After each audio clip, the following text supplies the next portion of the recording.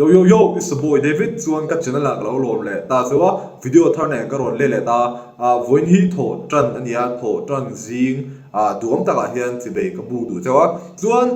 voin a han ka IG Instagram lam a han video pa ka post a engang mishing nge ini ti khania kha video khan mishing ti thum ectomorph endomorph le mesomorph te kha kan soita chuan heta hian he video hian khami video soi zau na le a chiang zo ka kan soina ha ka post duwa asan chu khami topic biga khan khami thu biga khan chiang le zol le zau le zolin ka soi thein ka thia chu mi tam tak pon share bel in cha ka renga chu chu he video kan siam do ni chuan in ring ni chu he video hi like la he channel hi la subscribe lo ni chu subscribe la chuan i ngai dan le faksel na te soi sel na te chuan ngai dan de shim mi hlo na te kha la ilo comment ve ngai don nia chuan zo na te po en video le peka en topic nge kan soi le ang ti te kha soi tura min du te kha mi lo shit ti ze la chuan chuan a sabera chuan mishing hi kanin ang lo ve kani tro kan pian pui taksa kha kan nei ve ni chuan kan pian pui taksa ka tiom je chu kanin enkol da na zero lom te point lo ti mai thea ma se kanin enkol da poni em chuan lo kan pian pui ve shim ang chi kha om klatani entira kan san le toite mo chuan ikha de kha in engtia poni enkol la je tiam in zeite ani ngot lo chuan je tiam hey like artificial utility te ni chuan i thlap dang lam thelo ni engtia pon ei to ma la je tiam chuma chuan kan pian azir khan mi thiam te hian chithuma min thenta pakhat chu ectomorph ania pakhat chu endomorph ania pakhat chu mesomorph ani le tro chuan asma sabera chuan ectomorph kan se doni ectomorph te hi ansa pantlang puya soitong khan mo an chera an ban te hi a sei reu ruwa chuan an da te hi a hlai lem lova an bob te po a seya mo angil thapu da je thiam chuan I han nek de po hian an lek lop lo zel ani an mani hi an chak lem lo ani mo khang kha ectomorph ka ti ta kha ni a cher sapan chi ang kha an om te po hi han enu la apor lem lo ani an taksa hi angil thapu da je thiam a sir zong pe chuan han ding se an bo dei thei tre mani je thiam ka tian khop kha anom ve theya chuan khami I cher na chin kha chu adang lam le ngai je thiam ectomorph ro po klema cher deu le klema cher vak lo mo klema hlai ve do lak te po kha om ve le theta ma se category kha ta kha chuan anom thoni chuan ectomorph an hi ho hi weight gain te hi an har sa em ma na tinge kan ti chuan an genetic sa khan cher du na kha om platani an taksa kha etina I exercise po la lem lo se anei le po uluk lem lo mo e ve top rem e ve top du le pa le siam e ve top te khan I se an taksa khan cher kha adu do na cher lampang a khan a on don tinani chutema chuan tata khan cher an ol sam tinani chu weight loss an ol sam tinani chu ma se tata khan weight gain ka an harsat vele da ni chu bothla tu bo weight gain chu ol sama ma se weight loss tu ol sama ma se weight gain ka harsa vele theta ni kha ta khan chuma chuan weight again tu ni chuan midang te ai khan tlema ai nem deu lek po ai do na rithem jima te po hiam gains kan ti muscle siam te po kha angtan hian harsa big ani chutiam asan chu an tam chungin enge an lo cher phei chuan thil ti te chutiam harsa an lo chak lo chem shimani phei chuan I rit te po an choi kha tanga thil upat to tu lama phei chuan chutiam harsa viau thin ani lo chak lo lak lo kha chutiam chuan an tan kha chuan again dua thau vele palen deu ta kha harsa big ani je kha tan phei chuan enge an ruwa kha nei phum thina om je chu kan bone structure kan tia kan skeleton kamo kan ru kha an ruwa kha an dar hlai na te kha om lo se an ru kha etirang I dar hlai vak lo je tem zim deu ta kha ni ta sela I ru ani to me ko je tem I muscle po kha engin gain ma se kan body shape moi tak te me am he I te kha I dar hlai tak te kha nei ve a har sa ani a har sa shere ra ko tu sa hi harsa ma se thil thei lo chu ani chuang me lo ani je tiam I advantage kan nei veka engang mi po ni la je tiam chuma chu kan soi zel do na chuan ador le chuan endomorph kan ti ta khania endomorph te hi an bial ani a cha po an cha an thau de leka mo an ban te po atoya an kut te hi han nula a thau a lian muk mai ni chu thiam em khatia ang thian kha in nei mai thea mel thian emo to mo ni ngei tua thei kha in nei mai thea tro chuan kamo dan khad weight gain kha ol som vele ni weight gain ol som chuan ang theng don weight loss har sa vele tro chuan ma se hem ho hi tlema advantage an nei vele do na chu an thau ta an mani kha an cha shim ta a por pu an puara je thiam em je chu hei an mar pang mai ni kha chuan an len sa shim bang khan tlemin an chak ve de ni tro an chon te po aliana je thiam em thil han ti te po han choi lok te po kha an tan ol som emema gas bur te po an zo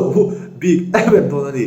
chuan kha ho tang kha chuan sek kha tlemin ol som ve le dawa asan chu an thau sa shim bang khan an mani kha an len sa shim bang khan enge mo tang khan enge mo kha kan siam do ni thau tang khan sek kan siam do ni tro ma se etina cher deu khalo ni ta se cher deu kha chu engma kha om lo ta shim ta engma lo tang khan enge mo siam tum kha chu har sa be deu lak ta chu thiam em e teu ngai ta tro ma se an lo thau sa shim bang khan tak sa kha an len sa shim bang khan sek kha tlemin ol sam ve le deu ni ol sam tu ko ti che lo ma azia om ka tiang har sa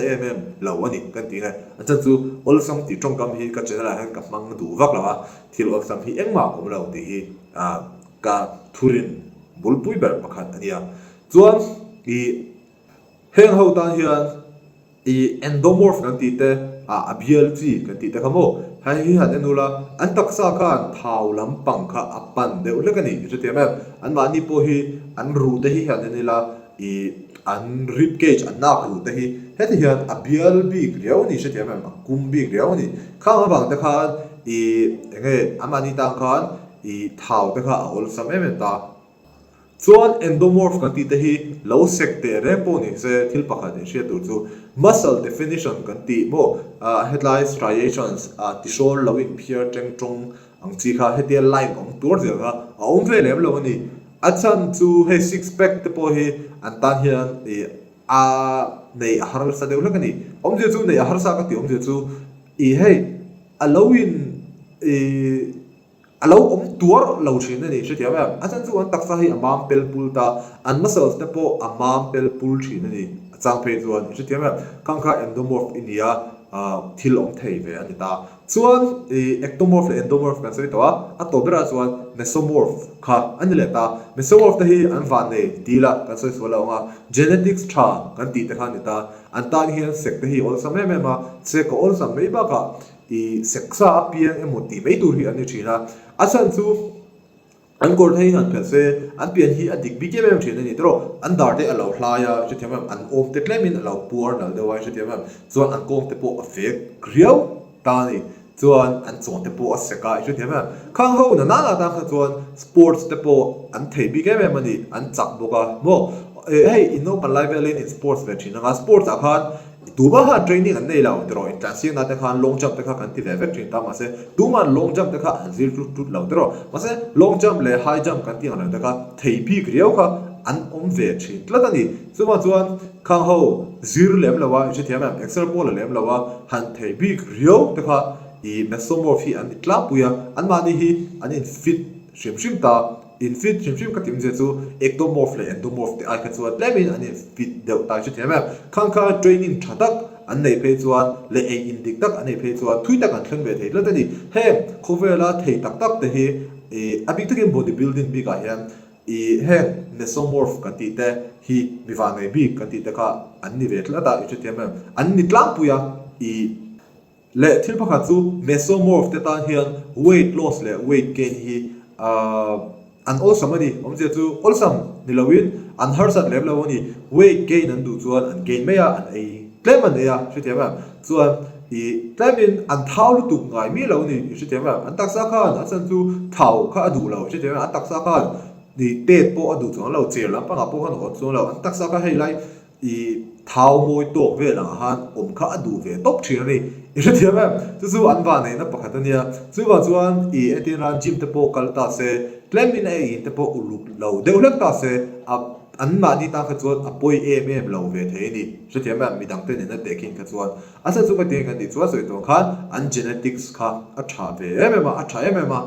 anu le pa te changa andon an genetics khamo chuan chuan nu le pa te khelo po an pi le pu chang te pon ni thea khang ta khan awesome big game mani chuan xr entina xr te po midang ai chuan results in ang ran tu po khan midang pe khan xr kha an lak ve vak angai lawa chimem an lak entina ectomorph anom ta ectomorph xr lak ang zat kha mesomorph in la ta se results kha ai nang do mi lo ni tro inang chi sin ti ta se an results mu kha an ra chuwa kha ai nang do mi lo ni ti khop chu ni ta chuan enang machine nge ini lawin te la ipian zia tang khan achan chu khata tang khan enge ti tu ri te me kha asia te te ya etinan cher lu tu ki ni chuan jima te kal ta ri choi te du ni chuan tlema nei thau ve de lek chu mai don ta chuan thau lu tu ki ni pon ni te me plan te i thei don lawan che te me plan chak lu tu te khai te don ta i thau lu tu chuan i chemuang don na chemuang te potro chuan tlema weight loss ve de lek chu i ngai don ta chuan chak chui chak te me ang che te me ma se hey like thau de kha chu wa se lem lo ta BP sang te yan zong te khang ei to la che te me chuan lawin en hula chuan ectomorph kan ni lawin ka sia chu kan ni lawin ka sia kan di po ka se lawin lo ti ni chuan khami in kara khanom vele theta mesomorph le endomorph in kara te khanom vele theta atie in ni lo ni pon headline vel hi kan ni in ka sia ti in ti te kha acha chu chu ne chuan khami kha ka ro soi zau thei le ka ro soi thei te chu ni sela in lo mai thlak le vai ka lo me ma hi ti chen in le ni chuan ka lo ma in lo en fa rin chuan video le pe ka kan ni mu le chawa chuan chu mi chu chuan he video hi lo like ve ngai ula lo subscribe ula chuan in ngai dan te in lo comment ve ngai do nia ka lo lu chu kai is support out